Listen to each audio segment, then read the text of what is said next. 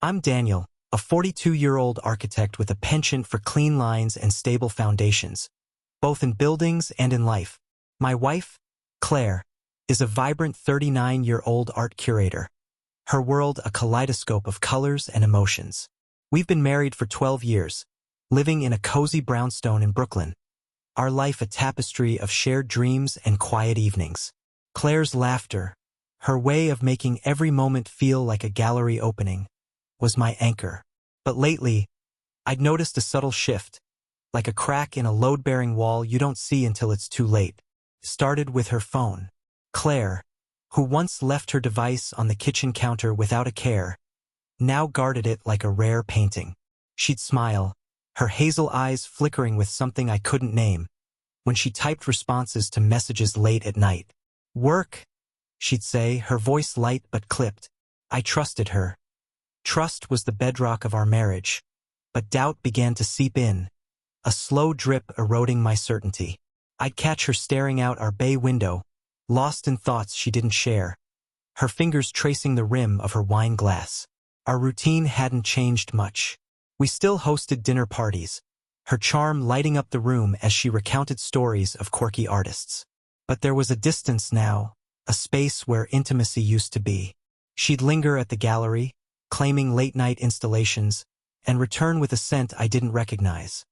A mix of cedarwood and something floral, not her usual jasmine.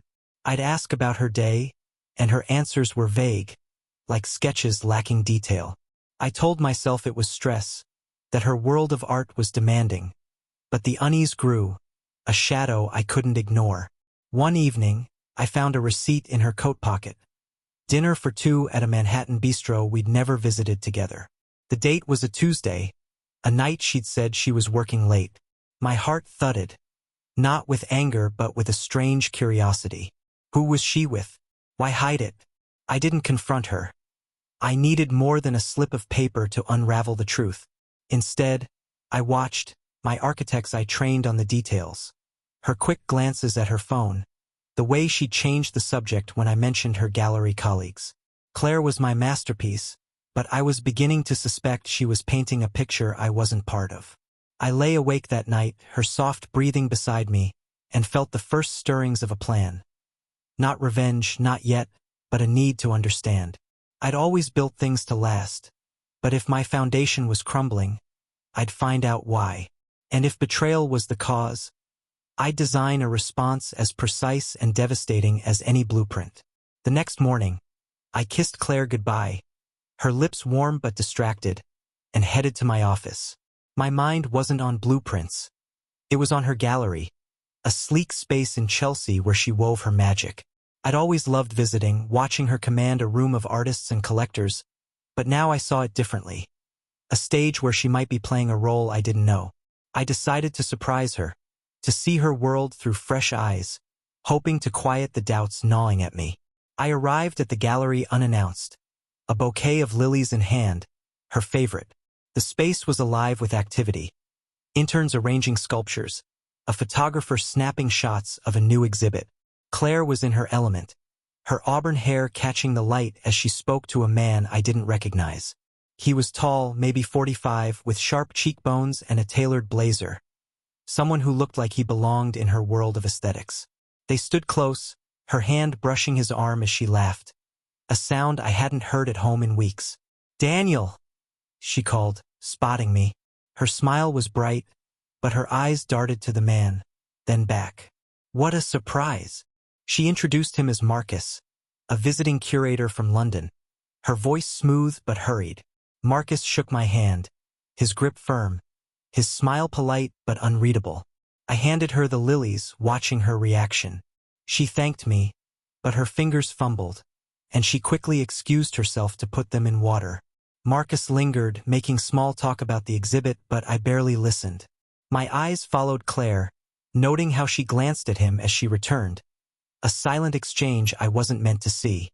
That night, I couldn't shake the image of them together.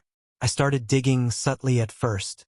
I checked her gallery's website, finding Marcus listed as a guest curator for the month.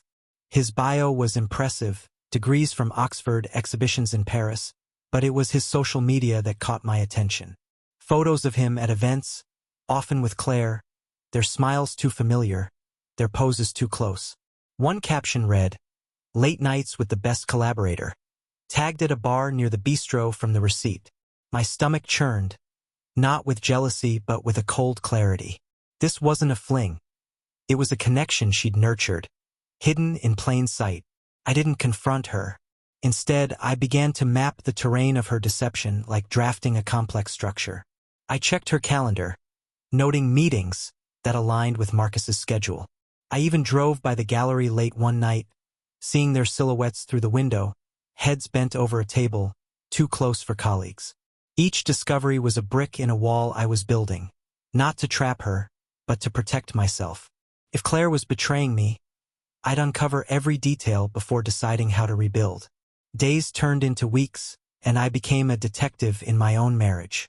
Claire's behavior grew bolder, her excuses flimsier. She'd mention Marcus casually, as if testing my reaction, saying he was brilliant or inspiring. I nodded, playing the oblivious husband, but inside, I was cataloging every word, every glance. I'd always prided myself on seeing the big picture, but now I was obsessed with the details. The way her perfume lingered on her scarf, the late-night texts she silenced when I entered the room. I started cross-referencing her stories. She'd claim a meeting with a collector, but the gallery's Instagram showed her at a wine bar with Marcus, their glasses raised in a toast. I hacked into our shared cloud account, guilt gnawing at me but not enough to stop, and found photos she hadn't shared. Her and Marcus at a rooftop event, her head on his shoulder, the city skyline blurring behind them. The intimacy in those images wasn't fleeting. It was deliberate, a story she was writing without me. One night, I followed her. She said she was meeting a client, but I tailed her cab to a loft in Soho, Marcus's temporary address according to his LinkedIn. I parked across the street, my heart a metronome of dread and resolve. Through the window, I saw them, her laughter, his hand on her waist, their silhouettes merging in a dance I wasn't invited to. I didn't storm in. I drove home, the image burned into my mind. It wasn't just betrayal. It was a performance, and I was the audience she didn't know was watching. I began to plan, not out of anger but necessity. I contacted a private investigator, a discreet professional named Lena, who specialized in uncovering hidden truths. Lena was thorough, tailing Claire and Marcus, documenting their rendezvous, coffee shops, hotel lobbies, late-night walks. Her reports were clinical, but each one cut deeper. Timestamps, locations, even a grainy photo of them kissing in an alley. The evidence was undeniable, a blueprint of infidelity I couldn't ignore. Yet I wasn't ready to confront her. I needed to understand why. Was it love? Excitement? Or was I the failure? My steady love too predictable for her vibrant soul? I rifled through her emails, finding messages to Marcus that spoke of freedom and feeling alive. They weren't just lovers. They were conspirators, planning a future that didn't include me. One email mentioned a trip to London. When everything's settled. Settled? The word echoed, a warning of a life she was ready to erase. I lay beside her that night, her breathing calm, and felt a shift in myself. The man who built bridges was now designing a trap. Claire thought she was the artist, painting her escape, but I was the architect, and my revenge would be a structure she'd never see coming. A masterpiece of precision and pain. By now, I was a ghost in my own home, moving through routines with Claire while my mind constructed a plan. Her betrayal wasn't just personal. It was a violation of the life we'd built, the vows we'd etched into our hearts. I didn't want a divorce or a shouting match, that was too ordinary. My revenge needed to be as unique as her deception, a mirror reflecting her choices back at her. I'd use her world, art, connections, ambition, to unravel her carefully curated facade. I started with Marcus. Lena, my investigator, dug deeper into his life. He wasn't just a curator. He was an opportunist, charming his way into elite circles while leaving a trail of broken partnerships. I found his ex-wife, Elise, through a mutual contact. Over coffee, she painted a picture of a man who thrived on control, using charm to mask his manipulations. He'll discard Claire when she's no longer useful, Elise warned, her voice bitter but certain. That was my first piece. Marcus wasn't Claire's savior. He was her mirror, reflecting her own ambition back at her. I turned to the gallery next. Claire's reputation was her currency, her exhibitions the talk of New York's art scene. I contacted a journalist, Sarah, who wrote for an influential art magazine. Posing as an anonymous tipster, I fed her rumors about financial irregularities at Claire's gallery. Nothing concrete, just enough to spark curiosity. Sarah's article, published a week later, was subtle but damning, questioning the gallery's funding and hinting at favoritism in curator selections. Claire was rattled, her phone buzzing with calls from board members. I watched her pace our living room, her confidence fraying, and felt a grim satisfaction. Then I targeted their relationship. Using a burner phone, I sent Marcus cryptic messages, posing as a jealous rival curator who knew about him and Claire. The texts were vague but threatening, suggesting exposure. Lena reported Marcus growing paranoid, snapping at Claire during their meetings. Their once seamless partnership began to crack, mistrust seeping in.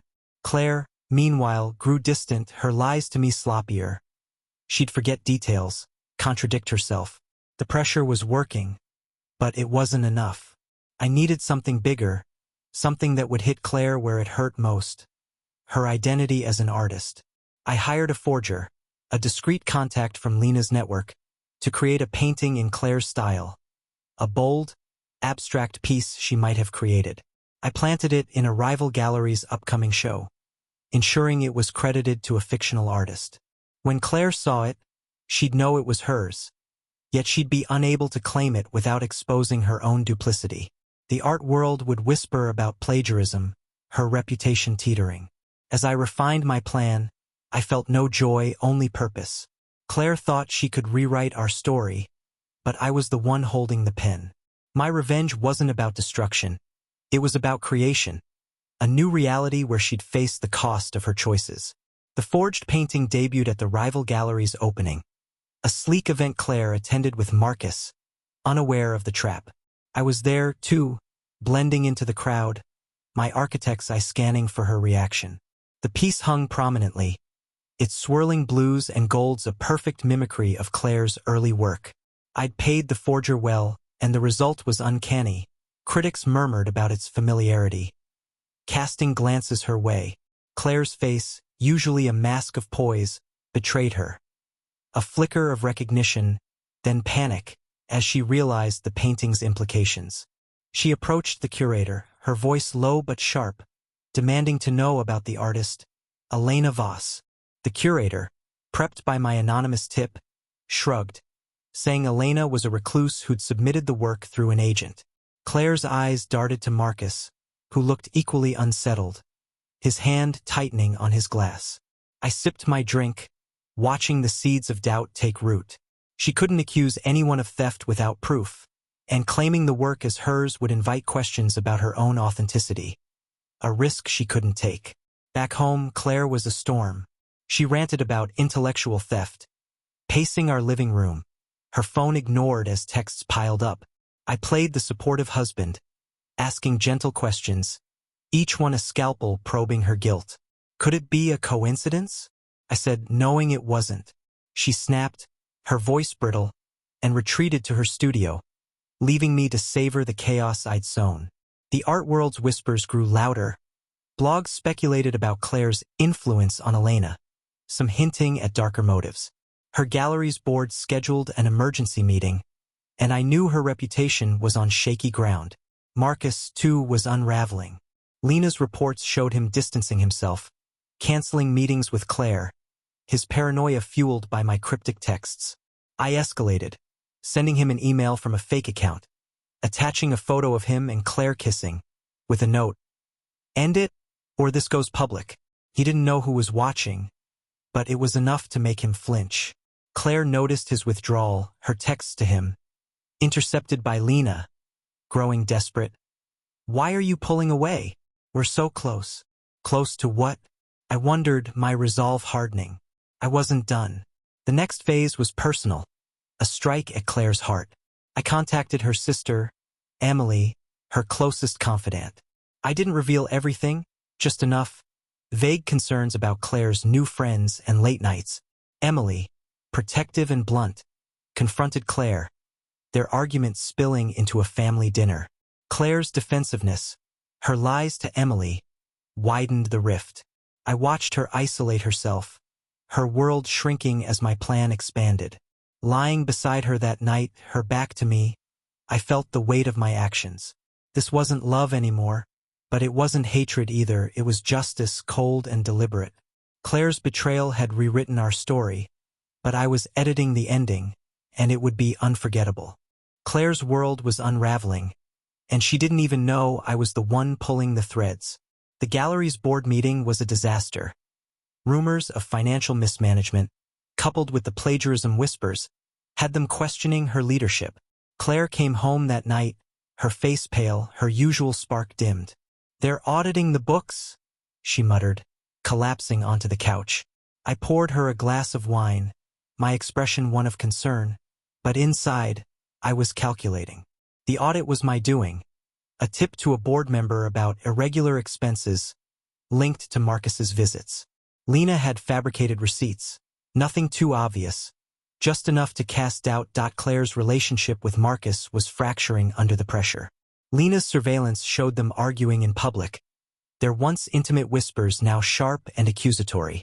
Marcus, paranoid about being watched, accused Claire of setting him up, of using him to further her career. She denied it, but the trust was broken. I watched their downfall from a distance, my burner phone buzzing with updates. One text from Lena read, "Marcus booked a flight to London, leaving tomorrow." I smiled. A small victory, but not the endgame. That I needed Claire to feel the full weight of her choices, to see the life she'd built crumble around her. I contacted an old friend, Javier, a gallery owner in Paris with whom Claire had once collaborated.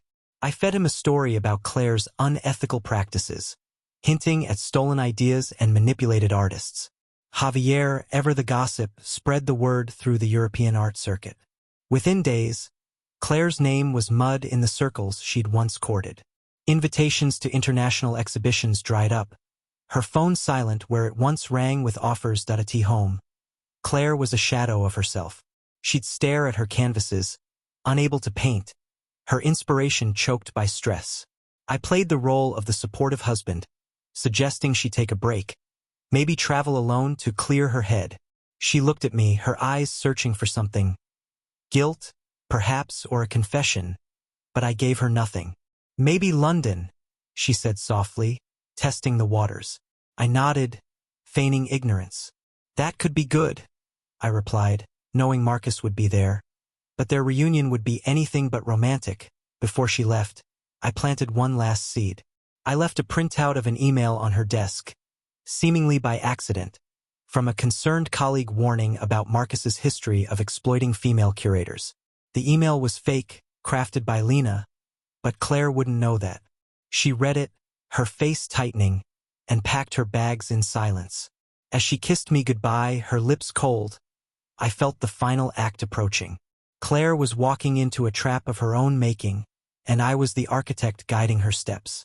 Claire's trip to London was meant to be her escape, a chance to salvage her affair and her career. Instead, it became the stage for my next move. Lena had contacts in London, discreet operatives who shadowed Claire from the moment she landed.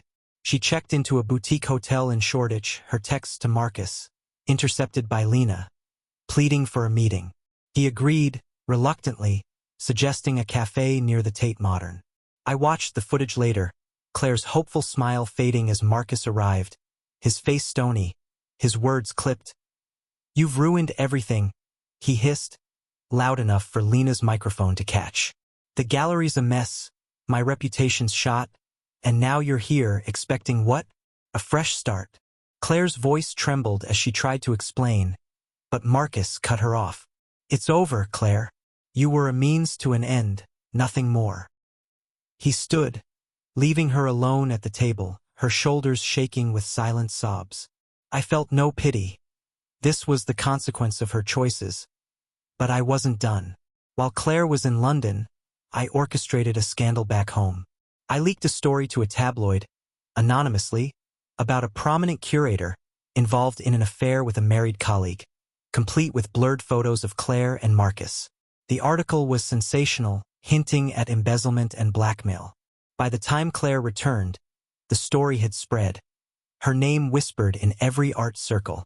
She landed at JFK to a barrage of notifications, her phone buzzing with messages from furious artists and betrayed friends.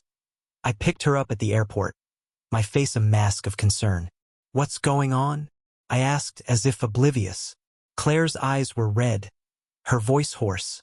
"It's a nightmare," she whispered, clutching her phone. "Someone's out to destroy me." I nodded, offering hollow comfort, while inside, I marveled at how seamlessly my plan was unfolding. She suspected enemies in the art world, perhaps a jealous rival, but never me. That was my advantage. I was the last person she'd suspect, the faithful husband standing by her side as we drove home. I mentioned a business trip I had to take, a lie, but one she accepted without question. In truth, I was meeting Lena to finalize the next phase. Claire's career was in tatters, her affair shattered, but I wanted her to feel the personal cost, to lose not just her reputation but her sense of self. I'd always been the steady one, the provider, but now I'd strip away her illusions, leaving her to face the truth of who she'd become. Claire's downfall was swift, but I wanted her to see it clearly, to understand that her choices had led her here. I arranged for her to receive an invitation to an exclusive art event, a private viewing at a collector's penthouse. The host was a fictional persona, created by Lena, but the invitation was real, embossed and hand-delivered. Claire, desperate to salvage her standing, accepted eagerly. She dressed in her finest, a sleek black gown, her face a mask of forced confidence. I kissed her goodbye, wishing her luck, knowing she was walking into a reckoning. The penthouse was a setup, rented for the night, decorated with art that told a story, her story. Each piece was a forgery, mimicking her style but with subtle differences. A painting of a woman turning away from a man, a sculpture of two figures pulling apart. At the center was the forged painting from earlier, now attributed to Elena Voss, with a plaque reading, "Inspired by Betrayal." Claire's face paled as she realized the theme, her eyes darting around the room, searching for the host. Then, the screens lit up. Hidden projectors displayed photos of her and Marcus. Intimate moments, stolen kisses, their affair laid bare. A voice, distorted and anonymous, echoed through the room. "Welcome, Claire. This is your life, your choices. See yourself as you truly are." She froze, her breath catching, as the images cycled, each one a dagger to her heart.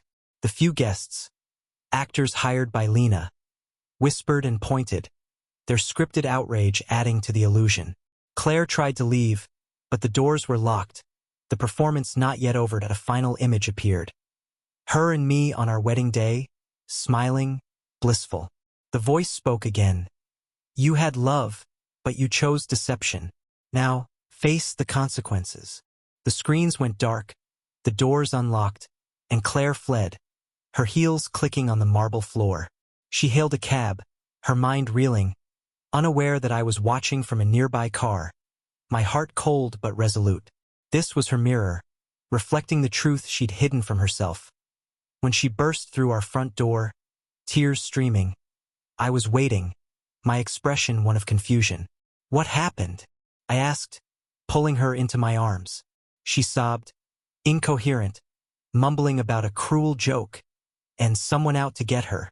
I stroked her hair, whispering comforts, but my mind was elsewhere. The trap was closing, and soon, she'd see the architect behind it all. Claire's paranoia grew, her once vibrant spirit now a flicker. She hired a private investigator to find out who was targeting her. But Lena had covered our tracks impeccably. Every lead dead-ended, every clue a red herring. Claire's investigator, a grizzled man named Frank, reported back with nothing but vague theories about rival curators or disgruntled artists. She was frantic, her sleep plagued by nightmares, her trust in everyone shattered. I played my part, suggesting she take time off, maybe see a therapist, but she refused, determined to fight an enemy she couldn't see. Then, I made my boldest move. I sent her an anonymous letter, typed and untraceable, that read, "Your husband knows everything. Ask him about Elena Voss." Claire found it in our mailbox, her hands trembling as she read it. She confronted me that evening, her voice shaking. "Daniel, who is Elena Voss? What do you know about all this?" I feigned confusion, then concern, asking her to explain. She hesitated, her eyes searching mine, and for a moment, I thought she'd confess everything instead. She broke down, admitting to the affair with Marcus, her voice choked with regret. "It was a mistake," she cried. "I was lost and he made me feel seen, but it's over. Please, Daniel, forgive me." I listened, my face a mask of shock and pain, but inside, I was unmoved.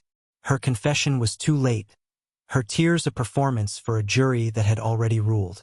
I let her speak, her words tumbling out. How she'd felt trapped in our marriage, how Marcus had promised her a new life, how she'd been a fool. When she finished, I stood, walking to the window, my back to her. "Why didn't you tell me sooner?" I asked, my voice steady. She stammered, "I was scared, ashamed. I didn't want to lose you." I turned, my eyes meeting hers. "But you did lose me, Claire, the moment you chose him." She gasped, her hand flying to her mouth, but I continued. "I've known for months. I've watched you lie, watched you betray me, and I've planned every step of your downfall." Claire's face crumpled, realization dawning. "The painting, the event, the leaks, it was you?" I nodded, my expression cold. "You thought you could rewrite our story, but I was the one holding the pen. You wanted freedom? Now you have it. Freedom from your career, your lover, and me." She sank to the floor, sobbing, but I felt no pity. This was the justice I'd designed, and it was flawless. With Claire's confession, the game was over, but the final act remained. I moved out the next day, leaving her in the brownstone we'd once called home. I'd already secured a new apartment, a minimalist space in Tribeca, where I could start over. Claire begged me to stay, to try therapy, to rebuild, but I refused. "You broke us," I said, my voice devoid of emotion. "There's no going back." She watched me leave, her eyes hollow, her spirit crushed in the weeks that followed. I dismantled the last vestiges of her world. I sent the evidence of her affair to the gallery's board, ensuring her termination. I forwarded the photos to Marcus's ex-wife, who used them in her custody battle, painting him as an unfit parent. I even tipped off the IRS about the gallery's creative accounting, triggering an audit that would keep Claire tangled in legal woes for years. Each move was precise, calculated to maximize her suffering without crossing into illegality. Claire tried to reach out, sending emails and voicemails, pleading for forgiveness, but I ignored them. She was a stranger now, a woman I'd once loved but no longer recognized. I heard through mutual friends that she'd moved to a small town upstate, trying to start over as an art teacher, her dreams of curating shattered. Marcus, meanwhile, fled back to London, his career in tatters, his charm no match for the truth I'd exposed. As for me, I found peace in my new life. I threw myself into work, designing buildings that would stand the test of time, unlike my marriage. I dated casually, but my heart was guarded, the scars of betrayal still fresh. Yet I didn't regret my actions. Claire had chosen her path, and I'd merely illuminated it for her. In the end, my revenge wasn't about cruelty. It was about balance, a restoration of the order she'd disrupted.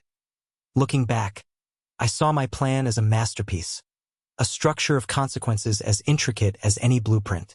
Claire's betrayal had been the crack in our foundation, but I'd rebuilt myself stronger, wiser. And if anyone asked, I'd say the same thing. Sometimes, the only way to fix a broken world is to design a new one. The Tribeca apartment was my sanctuary, a space of clean lines and muted colors, free from Claire's chaos. I'd been living there for 3 months, my days filled with blueprints and meetings, my nights quiet but restless. The revenge was complete, yet its echoes lingered. Mutual friends, those who hadn't taken sides, occasionally mentioned Claire's retreat upstate, her new life as an art teacher in some sleepy town. "She's different now," they'd say, their voices tinged with pity. I'd nod, uninterested, but the updates stirred something. A flicker of curiosity, not remorse. One evening, a package arrived, unmarked except for my address. Inside was a sketch, and signed, of a man standing alone in a storm, his back to the viewer. Claire's style was unmistakable, bold strokes, heavy with emotion. But this was rawer, less polished. A note slipped out. "I see you now. I'm sorry." No signature, but I knew it was her. I stared at the drawing, tracing the lines, then tossed it into a drawer. Her apology meant nothing. It was a gesture too late to matter. Work kept me grounded. I was designing a museum in Boston, a project that demanded precision and vision, qualities Claire had once admired in me. My team respected my focus, unaware of the personal wreckage I'd left behind. Yet late at night, my mind wandered. I'd check Lena's updates. Claire's gallery had shut down, its debts insurmountable, and Marcus was persona non grata in London's art scene. My plan had worked flawlessly, but satisfaction eluded me. Was it enough? I met Lena for coffee, her sharp eyes assessing me. "You look tired," she said, sipping her espresso. I shrugged, admitting the quiet was heavier than I'd expected. "You won, Daniel." "Why the long face?" she asked. I couldn't explain it. A hollow space where anger once burned. She leaned forward, her voice low. "If you're doubting yourself, don't. They deserved it." I nodded, but her words didn't fill the void. Revenge had been my compass. Now I was adrift. That night, I pulled out Claire's sketch again, studying it under the lamplight. The man in the storm, was it me, or her vision of herself? I didn't know, and I didn't care to ask. I'd moved on, or so I told myself. The past was a blueprint I'd dismantled, its pieces scattered. Yet, as I locked the drawing away, I wondered if Claire's silence, or her attempt to break it, would haunt me longer than I'd planned.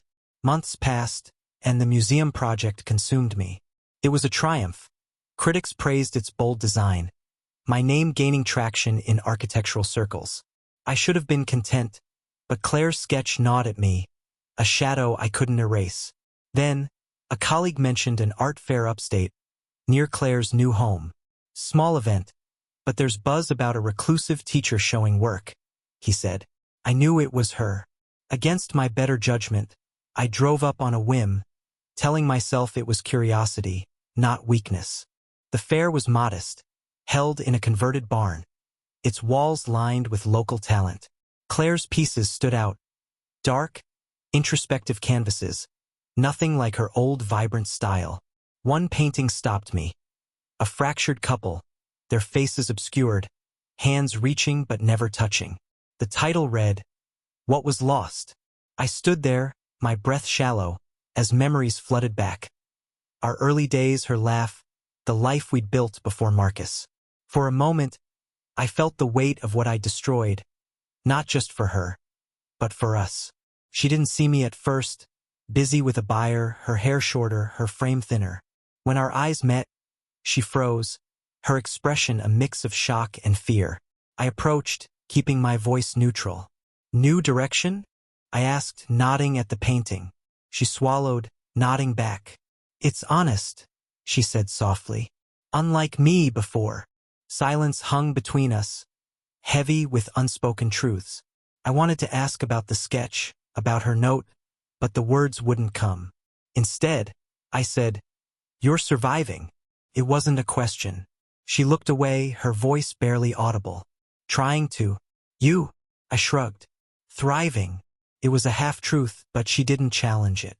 The buyer returned, breaking the moment, and I left without another word. Driving back, I replayed her face. Haunted, yet alive. She'd found something in her ruin, a resilience I hadn't expected. It unsettled me, this proof that my revenge hadn't broken her completely. Back in Tribeca, I poured a whiskey, staring at the city skyline. Claire's survival wasn't my failure, I told myself. She'd paid her price, and I'd reclaimed my life. Yet, the painting lingered in my mind, its fractured figures a mirror I didn't want to face. I'd won, but at what cost? The question lingered, unanswered, as the night stretched on. The museum opened to acclaim, my name in headlines, my inbox flooded with offers. I should have felt victorious, but Claire's art fair encounter stuck with me, a splinter under my skin. I designed her downfall with precision, yet seeing her changed, humbled, stirred doubt. Had I gone too far? I pushed the thought aside, focusing on work, but it crept back in quiet moments, a whisper I couldn't silence. Lena noticed my distraction during our next meeting. "You're brooding," she said, her tone blunt. I admitted to seeing Claire, describing the paintings, her demeanor. Lena frowned. "She's playing the victim, Daniel. Don't buy it." I shook my head. "It's not that. She's different. Not beaten, just altered." Lena scoffed, but I saw it clearly. Claire had adapted, found a new path. My revenge had reshaped her, but not as I'd intended. I dug into her life upstate, discreetly. She taught at a community center, lived in a rented cottage, kept to herself. Her students admired her. Locals respected her quiet dedication. It wasn't the glamorous existence she'd once chased, but it was something. I'd expected despair, not this quiet rebuilding. The realization gnawed at me. I'd controlled her fall, but not her recovery. That was hers alone. One night, I revisited my old files, the emails, photos, plans I'd used against her. They felt like relics, a testament to a rage that no longer burned. I deleted them, watching the data vanish, but the unease remained. My life was solid, career soaring, finances secure. A new woman I'd started seeing casually, but it lacked depth, a hollowness I couldn't name. Claire's betrayal had justified my actions, yet now I questioned the architect, not the plan. I called Lena, needing perspective. "Do you ever wonder if we overdid it?" I asked. She laughed, cold and certain. "They hurt you, Daniel. You balanced the scales." End of story. Her certainty steadied me, but only for a moment. As I hung up, I saw Claire's sketch in my mind. The man in the storm, alone. Maybe it was me, after all, caught in a tempest of my own making. A year after moving out, I was dating Elise, a sharp-witted lawyer with no ties to my past. She was refreshing, direct, unburdened by art world drama. We'd met at a gala, her dry humor cutting through the pretension. She knew I'd been married, divorced, but I kept the details vague. Messy breakup, I'd say, and she'd nod, uninterested in digging deeper. Suited me fine. I wanted a clean slate. Elise noticed my occasional distance, though. One evening, over dinner, she asked, "What's haunting you, Daniel? You drift sometimes." I hesitated, then lied, blaming work stress. She didn't push, but her gaze lingered, perceptive. I couldn't tell her about Claire. Not the affair, not the revenge. It was a chapter I'd closed, or so I thought, until a letter arrived from upstate, forwarded from my old address. It was from Claire, handwritten, brief. "I'm not asking for forgiveness. Just wanted you to know I'm painting again. For myself this time. Thank you, in a strange way, for forcing me to see. No plea, no drama, just clarity." I read it twice, then burned it in the sink, watching the flames consume her words. "Thank you?" The irony twisted in me, a knot of anger and confusion. She'd found peace, while I wrestled with shadows. I threw myself into Elise, into work, designing a library next. A space for knowledge, not deception. Yet, Claire's letter echoed, a reminder that my victory was incomplete. She'd rebuilt while I carried the weight of my actions. I told Elise I needed a weekend alone, driving to the coast, staring at the ocean. The waves were relentless, erasing the shore's edges, and I envied their simplicity. My revenge had been intricate, a masterpiece of retribution, but it hadn't erased the past. It had reshaped it, for both of us. Returning to Elise, I decided to let go. Claire's life was hers now. Mine was here. I kissed Elise, promising myself a new blueprint. one without vengeance, just possibility. But as I sketched the library's lines, I wondered if I'd ever truly escape the structure I'd built around Claire's betrayal. 2 years after leaving Claire, my life was steady. The library opened, another success, and Elise moved in, her books mingling with mine. We talked of marriage casually, no rush, just a shared understanding. I told her about Claire, broad strokes, no details, and she'd listened unfazed. People break, people heal, she said, pragmatic as ever. I loved her for it, for seeing me as I was now, not then. Claire faded from my thoughts, her upstate life a distant rumor. Then, a magazine feature caught my eye. Redemption in Art, profiling her work. Her paintings, raw, honest, had gained a following, critics calling her a phoenix risen. I skimmed it, feeling a strange pride, not for her, but for the symmetry of it all. My revenge had stripped her bare, yet she'd forged something new. I'd won, but so had she in her way. Lena called, amused by the article. Your masterpiece has a sequel, she teased. I laughed, lighter than before. Let her have it, I said. I'm done. And I was. The hollowness had faded, replaced by Elisa's warmth, my work's purpose. I designed my revenge, then my recovery, each a structure stronger than the last. Walking home, I passed a gallery displaying Claire's art. I didn't stop, didn't need to. The man in the storm was gone. The tempest calmed. My foundation stood, flawed perhaps, but mine. And that, I realized, was enough.